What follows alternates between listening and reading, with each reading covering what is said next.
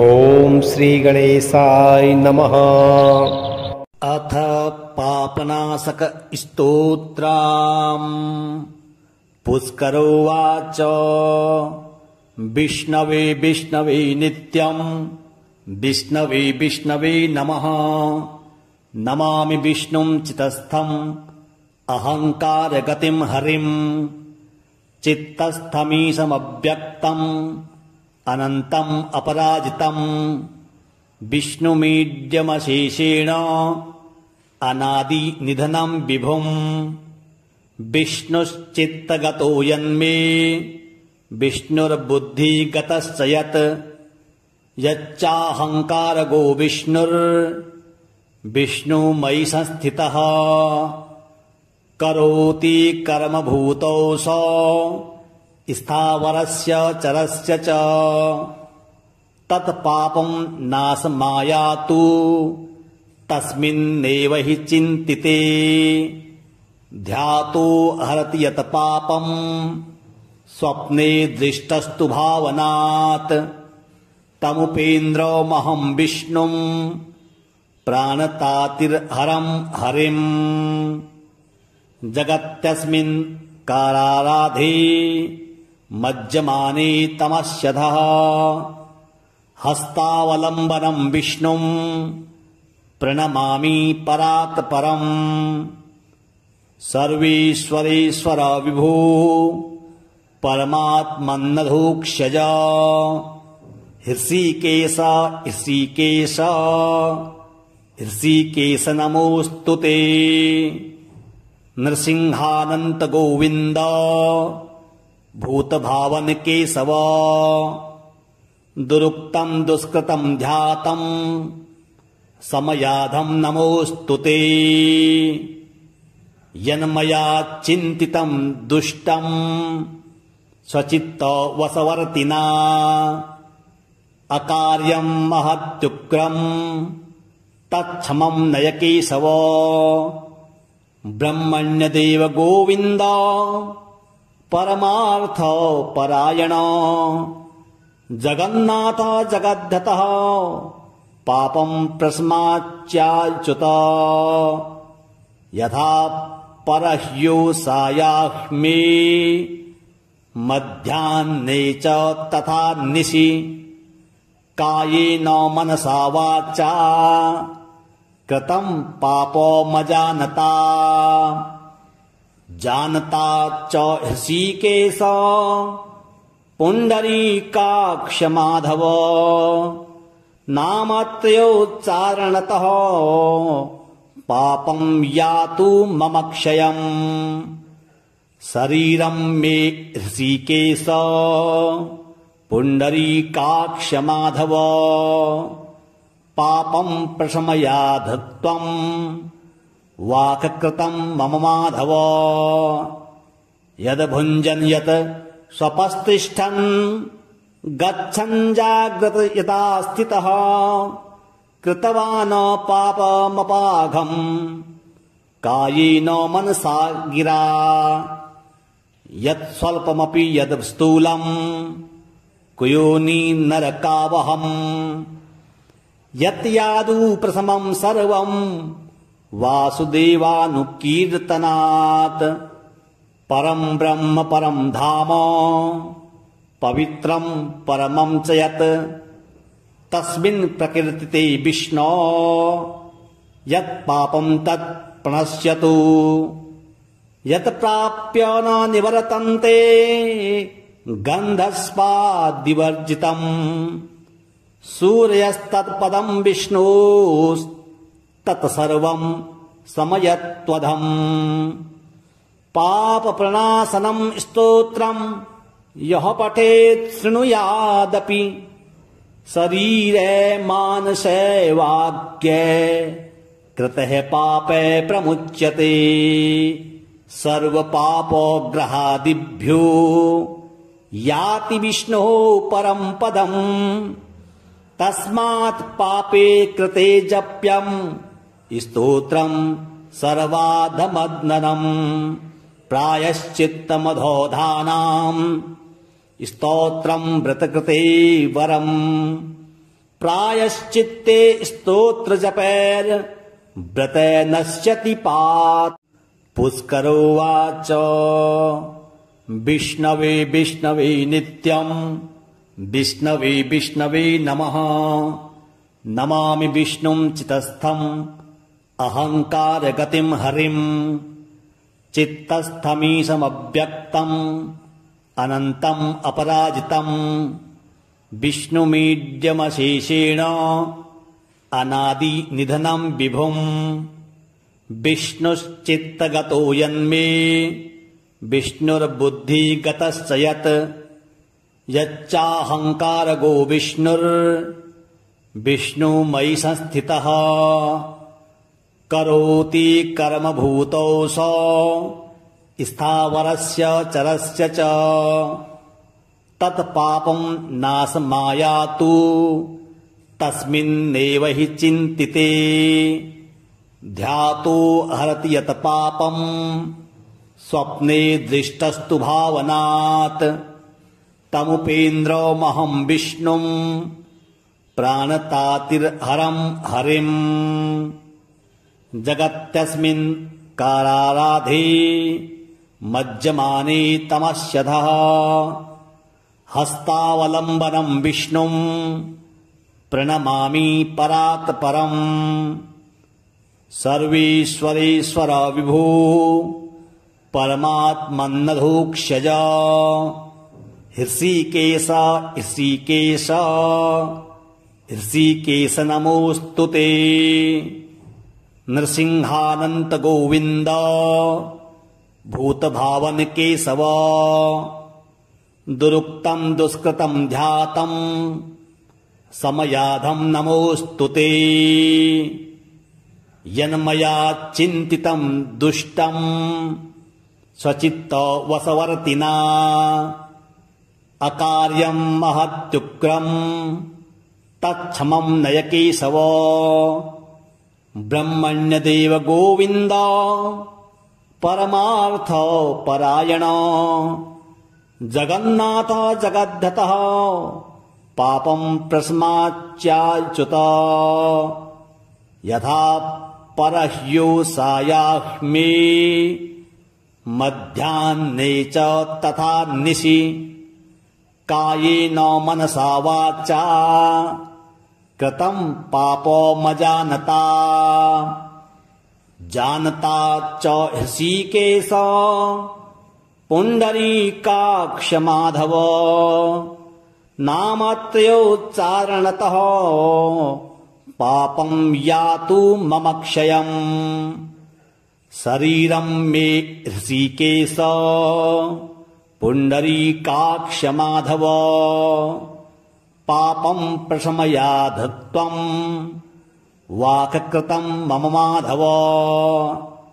यद् भुञ्जन् यत् स्वपस्तिष्ठन् गच्छन् जाग्रत यथा स्थितः। कृतवान् पापमपाघम् कायेन मनसा गिरा। यत् स्वल्पमपि यद् स्थूलम् कुयोनि नरकावहम्। यत् यादु प्रथमं सर्वं वासुदेवानुकीर्तनात्। परं ब्रह्म परं धाम पवित्रं परमं च यत्। तस्मिन् प्रकीर्तिते विष्णो यत् पापं तत् प्रणश्यतु। यत् प्राप्य न निवर्तन्ते गन्धस्माद्विवर्जितम्। सूर्यस्तत्पदं विष्णोस्तत्सर्वं समयत्वधम्। पापप्रणाशनं स्तोत्रं यः पठेत् शृणुयादपि। शरीरे मानसे वाक्ये कृतः पापे प्रमुच्यते। सर्वपापग्रहादिभ्यो याति विष्णोः परं पदम्। तस्मात् पापे कृते जप्यं स्तोत्रं सर्वाधमग्ननम्। प्रायश्चित्तमधोधानां स्तोत्रं व्रतकृते वरम्। प्रायश्चित्ते स्तोत्र जपैर् व्रते नश्यति पात्। पुष्करोवाच विष्णवे विष्णवे नित्यम् विष्णवे विष्णवे नमः। नमामि विष्णुं चितस्थम् अहङ्कारगतिं हरिम्। चित्तस्थमीशमव्यक्तम् अनन्तम् अपराजितम्। विष्णुमीड्यमशेषेण अनादि निधनं विभुम्। विष्णुश्चित्तगतो यन्मे विष्णुर्बुद्धिगतश्च यत्। यच्चाहङ्कारगो विष्णुर्विष्णुमयि संस्थितः। करोति कर्मभूतौ स स्थावरस्य चरस्य च। तत्पापं नाशमायातु तस्मिन्नेव हि चिन्तिते। ध्यातो हरति यत् पापम् स्वप्ने दृष्टस्तु भावनात्। तमुपेन्द्रमहं विष्णुं प्राणतातिर्हरं हरिम्। जगत्यस्मिन् काराराधे मज्जमाने तमस्यधः। हस्तावलम्बनं विष्णुं प्रणमामि परात् परम्। सर्वेश्वरेश्वर विभो परमात्मन्नधोक्षज। हृषीकेश हृषीकेश हृषीकेश नमोऽस्तुते। नृसिंहानन्त गोविन्द भूतभावन केशव। दुरुक्तं दुष्कृतं ध्यातं समयाधं नमोऽस्तुते। यन्मया चिन्तितं दुष्टं स्वचित्त वशवर्तिना। अकार्यं महत्युग्रं तत्क्षमं नय केशव। ब्रह्मण्यदेव गोविन्द परमार्थ परायण। जगन्नाथ जगद्धतः पापं प्रशमाच्याच्युत। यथा परह्योषायाह्मे मध्याह्ने च तथा निशि। कायेन मनसा वाचा कृतं पापमजानता। जानता च हृषीकेश पुण्डरीकाक्ष माधव। नामत्रयोच्चारणतः पापं यातु मम क्षयम्।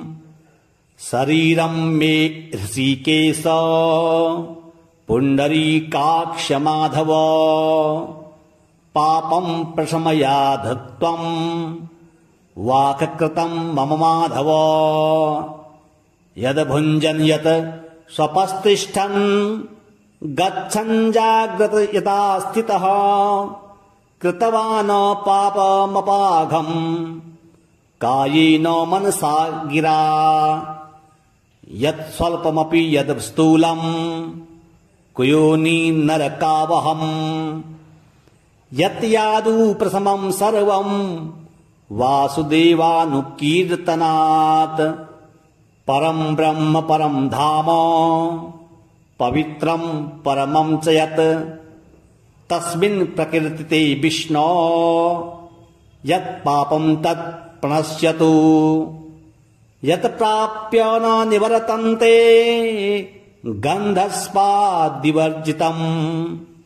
सूर्यस्तत्पदं विष्णोस्तत्सर्वं समयत्वधम्। पापप्रणाशनं स्तोत्रं यः पठेत् शृणुयादपि। शरीरे मानसे वाक्ये कृतः पापे प्रमुच्यते। सर्वपापग्रहादिभ्यो याति विष्णोः परं पदम्। तस्मात् पापे कृते जप्यं स्तोत्रं सर्वाधमग्ननम्। प्रायश्चित्तमधोधानाम् स्तोत्रं व्रतकृते वरम्।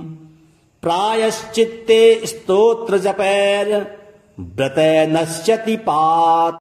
पुष्करोवाच विष्णवे विष्णवे नित्यम् विष्णवे विष्णवे नमः। नमामि विष्णुं चितस्थम् अहङ्कारगतिम् हरिम्। चित्तस्थमीशमव्यक्तम् अनन्तम् अपराजितम्। विष्णुमीड्यमशेषेण अनादि निधनम् विभुम्। विष्णुश्चित्तगतो यन्मे विष्णुर्बुद्धिगतश्च यत्। यच्चाहङ्कारगो विष्णुर्विष्णुमयि संस्थितः। करोति कर्मभूतौ स स्थावरस्य चरस्य च। तत्पापं नाशमायातु तस्मिन्नेव हि चिन्तिते। ध्यातो हरति यत् पापं स्वप्ने दृष्टस्तु भावनात्। तमुपेन्द्रमहं विष्णुं प्राणतातिर्हरं हरिम्। जगत्यस्मिन् काराराधे मज्जमाने तमस्यधः। हस्तावलम्बनं विष्णुं प्रणमामि परात् परम्। सर्वेश्वरेश्वर विभो परमात्मन्नधोक्ष्यज। हृषीकेश हृषीकेश हृषीकेश नमोऽस्तुते। नृसिंहानन्त गोविन्द भूतभावन केशव। दुरुक्तं दुष्कृतं ध्यातं समयाधं नमोऽस्तुते। यन्मया चिन्तितं दुष्टं स्वचित्त वशवर्तिना। अकार्यं महत्युग्रं तत्क्षमं नय केशव। ब्रह्मण्यदेव गोविन्द परमार्थ परायण। जगन्नाथ जगद्धतः पापं प्रशमाच्याच्युत। यथा परह्योषायाह्मे मध्याह्ने च तथा निशि। कायेन मनसा वाचा कृतं पापमजानता। जानता च हृषीकेश पुण्डरीकाक्ष माधव। नामत्रयोच्चारणतः पापं यातु मम क्षयम्। शरीरं मे हृषीकेश पुण्डरीकाक्ष माधव। पापं प्रशमयाध त्वं वाक्कृतं मम माधव। यद् भुञ्जन् यत् स्वपस्तिष्ठन् गच्छन् जाग्रत यथा स्थितः। कृतवान् पापमपाघम् कायेन मनसा गिरा। यत् स्वल्पमपि यद् स्थूलम् कुयोनि नरकावहम्। यत् यादु प्रथमं सर्वं वासुदेवानुकीर्तनात्। परं ब्रह्म परं धाम पवित्रं परमं च यत्। तस्मिन् प्रकीर्तिते विष्णो यत् पापं तत् प्रणश्यतु। यत् प्राप्य न निवर्तन्ते गन्धस्माद्विवर्जितम्। सूर्यस्तत्पदं विष्णोस्तत्सर्वं समयत्वधम्। पापप्रणाशनं स्तोत्रं यः पठेत् शृणुयादपि। शरीरे मानसे वाक्ये कृतः पापे प्रमुच्यते। सर्वपापग्रहादिभ्यो याति विष्णोः परं पदम्। तस्मात् पापे कृते जप्यं स्तोत्रं सर्वाधमग्ननम्। प्रायश्चित्तमधोधानाम् स्तोत्रं व्रतकृते वरम्। प्रायश्चित्ते स्तोत्र जपैर् व्रते नश्यति पात्। पुष्करोवाच विष्णवे विष्णवे नित्यम् विष्णवे विष्णवे नमः। नमामि विष्णुं चितस्थम् अहङ्कारगतिम् हरिम्। चित्तस्थमीशमव्यक्तम् अनन्तम् अपराजितम्। विष्णुमीड्यमशेषेण अनादिनिधनम् विभुम्। विष्णुश्चित्तगतो यन्मे विष्णुर्बुद्धिगतश्च यत्। यच्चाहङ्कारगो विष्णुर्विष्णुमयि संस्थितः। करोति कर्मभूतौ स स्थावरस्य चरस्य च। तत्पापं नाशमायातु तस्मिन्नेव हि चिन्तिते। ध्यातो हरति यत् पापं स्वप्ने दृष्टस्तु भावनात्। तमुपेन्द्रमहं विष्णुं प्राणतातिर्हरं हरिम्। जगत्यस्मिन् काराराधे मज्जमाने तमस्यधः। हस्तावलम्बनं विष्णुं प्रणमामि परात् परम्। सर्वेश्वरेश्वर विभो परमात्मन्नधोक्ष्यज। हृषीकेश हृषीकेश हृषीकेश नमोऽस्तु ते। नृसिंहानन्त गोविन्द भूतभावन केशव। दुरुक्तं दुष्कृतं ध्यातं समयाधं नमोऽस्तु ते। यन्मया चिन्तितं दुष्टं स्वचित्त वशवर्तिना। अकार्यं महत्युग्रं तत्क्षमं नय केशव। ब्रह्मण्यदेव गोविन्द परमार्थ परायण। जगन्नाथ जगद्धतः पापं प्रशमाच्याच्युत। यथा परह्योषायाह्मे मध्याह्ने च तथा निशि। कायेन मनसा वाचा कृतं पापमजानता। जानता च हृषीकेश पुण्डरीकाक्ष माधव। नामत्रयोच्चारणतः पापं यातु मम क्षयम्। शरीरं मे हृषीकेश पुण्डरीकाक्ष माधव।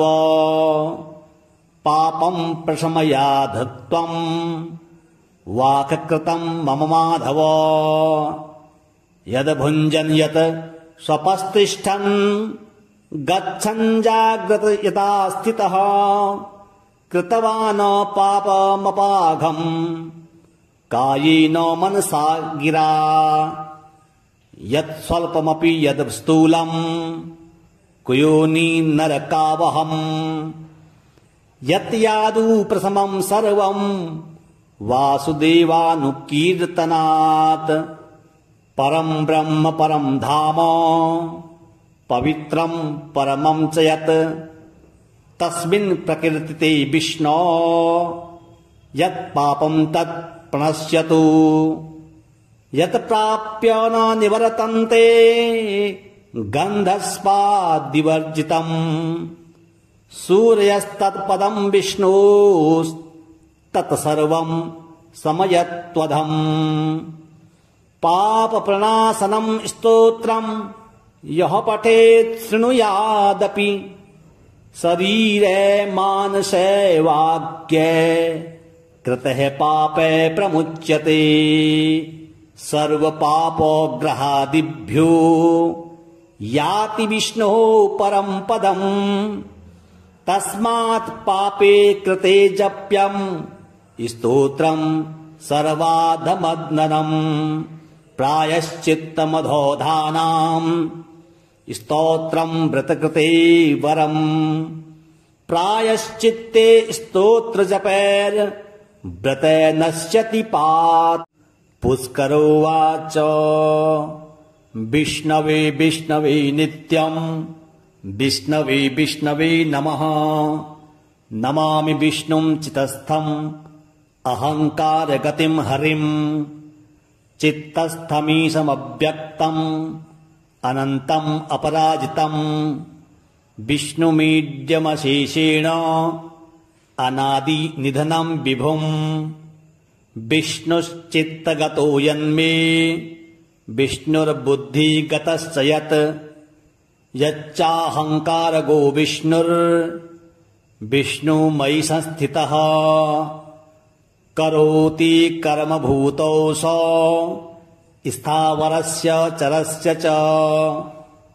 तत्पापं नाशमायातु तस्मिन्नेव हि चिन्तिते। ध्यातो हरति यत् पापं स्वप्ने दृष्टस्तु भावनात्। तमुपेन्द्रमहं विष्णुं प्राणतातिर्हरं हरिम्। जगत्यस्मिन् काराराधे मज्जमाने तमस्यधः। हस्तावलम्बनं विष्णुं प्रणमामि परात् परम्। सर्वेश्वरेश्वर विभो परमात्मन्नधोक्षज। हृषीकेश हृषीकेश हृषीकेश नमोऽस्तु ते। नृसिंहानन्त गोविन्द भूतभावन केशव। दुरुक्तं दुष्कृतं ध्यातं समयाधं नमोऽस्तु ते।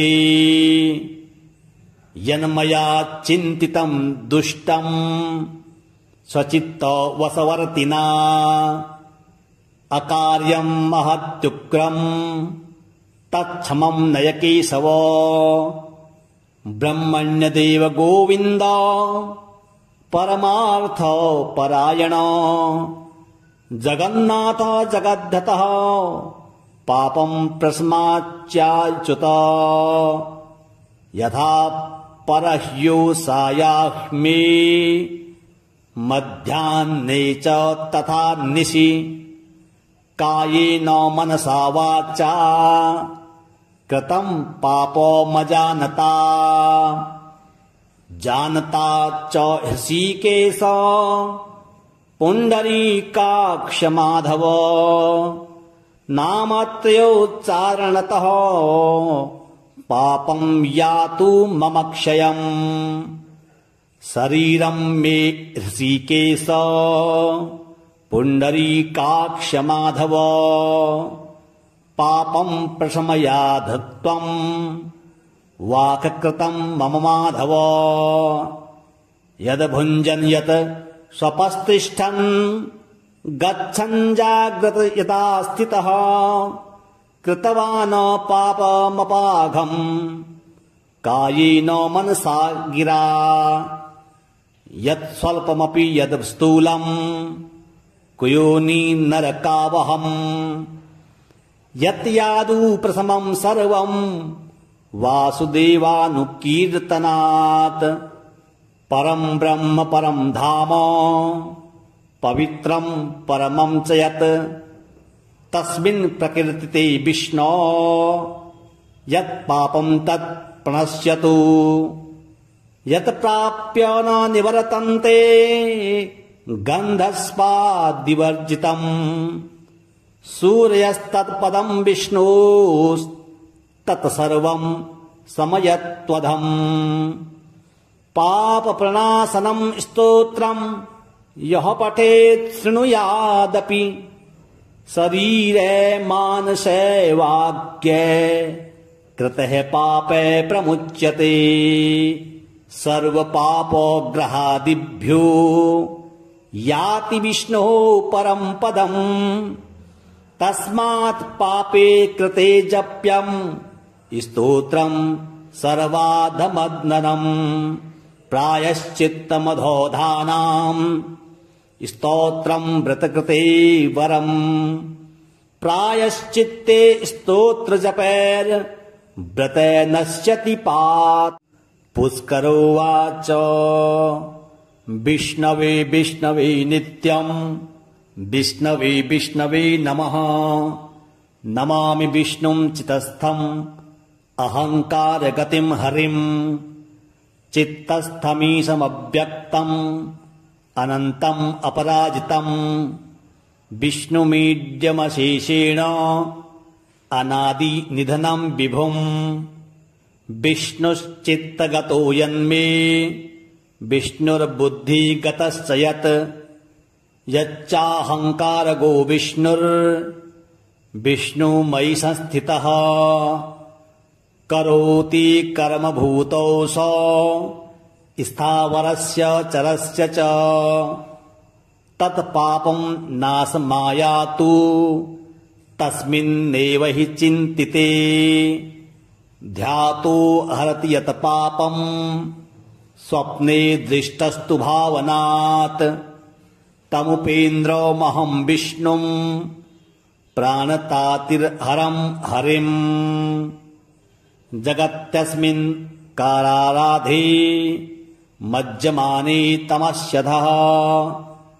हस्तावलम्बनम् विष्णुम् प्रणमामि परात् परम्। सर्वेश्वरेश्वर विभो परमात्मन्नधोक्षज। हृषीकेश हृषीकेश हृषीकेश नमोऽस्तु ते। नृसिंहानन्त गोविन्द भूतभावन केशव। दुरुक्तम् दुष्कृतम् ध्यातम् समयाधम् नमोऽस्तु ते। यन्मया चिन्तितम् दुष्टम् स्वचित्त वशवर्तिना। अकार्यम् महत्युग्रम् तत्क्षमम् नय केशव। ब्रह्मण्यदेव गोविन्द परमार्थ परायण। जगन्नाथ जगद्धतः पापम् प्रशमाच्याच्युत। यथा परह्योषायाह्मे मध्याह्ने च तथा निशि। कायेन मनसा वाचा कृतम् पापमजानता। जानता च हृषीकेश पुण्डरीकाक्ष माधव। नामत्रयोच्चारणतः पापम् यातु मम क्षयम्। शरीरम् मे हृषीकेश पुण्डरीकाक्ष माधव। पापम् प्रशमयाध त्वम् वाक्कृतम् मम माधव। यद् भुञ्जन् यत् स्वपस्तिष्ठन् गच्छन् जाग्रत यथा स्थितः। कृतवान् पापमपाघम् कायेन मनसा गिरा। यत् स्वल्पमपि यद् स्थूलम् कुयोनि नरकावहम्। यत् यादु प्रथमम् सर्वम् वासुदेवानुकीर्तनात्। परम् ब्रह्म परम् धाम पवित्रम् परमम् च यत्। तस्मिन् प्रकीर्तिते विष्णो यत् पापम् तत् प्रणश्यतु। यत् प्राप्य न निवर्तन्ते गन्धस्वादिवर्जितम्। सूर्यस्तत्पदम् विष्णोस्तत्सर्वम् समयत्वधम्। पापप्रणाशनम् स्तोत्रम् यः पठेत् शृणुयादपि। शरीरे मानसे वाक्ये कृतः पापे प्रमुच्यते। सर्वपापोग्रहादिभ्यो याति विष्णोः परम् पदम्। तस्मात् पापे कृते जप्यम् स्तोत्रम् सर्वाधमग्ननम्। प्रायश्चित्तमधोधानाम् स्तोत्रम् व्रतकृते वरम्। प्रायश्चित्ते स्तोत्र जपैर व्रते नश्यति पात्।